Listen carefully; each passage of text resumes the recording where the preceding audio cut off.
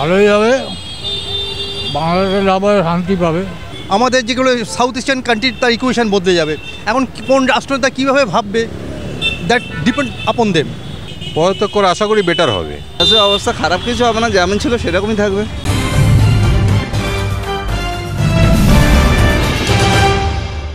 বাংলাদেশের অন্তর্বর্তীকালীন সরকারের প্রধান উপদেষ্টা মোহাম্মদ ইউনূস পদত্যাগ করছেন।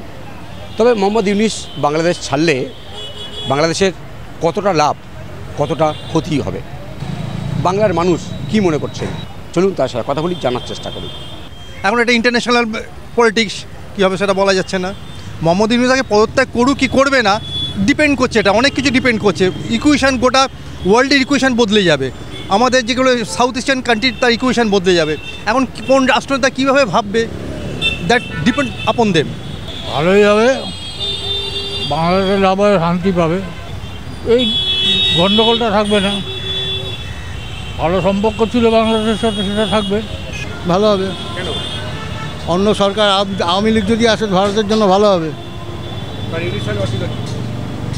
ভালো কথা হচ্ছে, ভালো কথা হচ্ছে ইউনিসের জন্য।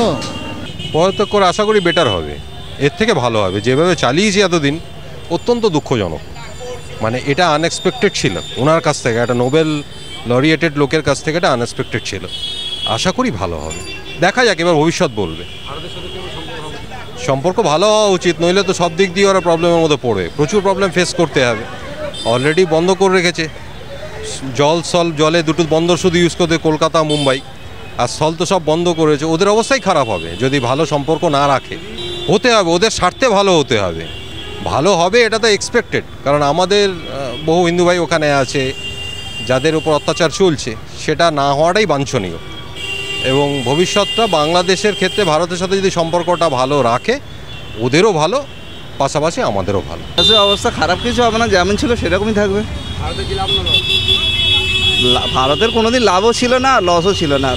হ্যাঁ, এবার দেখতে হবে কে ওখানে এসে মানে বসছে, সেই জায়গাটাকে নিচ্ছে, সেই ব্যক্তিটি কতটা ভালো কতটা খারাপ তার ওপর অনেকটা কিছু ডিপেন্ড করবে। এবার সেই যদি মানে ব্যক্তিগতভাবে ব্যক্তিগত স্তরে দেশের উন্নতি ডেভেলপমেন্টের কথা, যেটা এর আগে শেখ হাসিনা অনেকটা যে জিনিসটা ছিল, যে ডেভেলপমেন্টটা ছিল, সেইভাবে যদি চিন্তাভাবনা করে তাহলে দেশের উন্নতি। আর যদি মনে করে যে ওরা নিজেদেরকে ডিস্ট্রাকটিভ করবে, তাহলে দেশে ডিস্ট্রাকটিভ হবে, প্রতিবেশী দেশের সঙ্গে সম্পর্ক খারাপ হবে। মোহাম্মদ ইউনূস যদি পদত্যাগ করেন শেষ পর্যন্ত, তাহলে কিন্তু বাংলাদেশের লাভ, এবং সেই সঙ্গে অবশ্যই করে ভারতেরও লাভ। আবার হয়তো বাংলাদেশের সাথে সুসম্পর্ক তৈরি হতে পারে, এমনটাই মনে করছেন বেশিরভাগ সাধারণ মানুষ। ক্যামেরায় রবি দত্তের সঙ্গে বিশ্বজিৎ হালদার, ওঙ্কার বাংলা।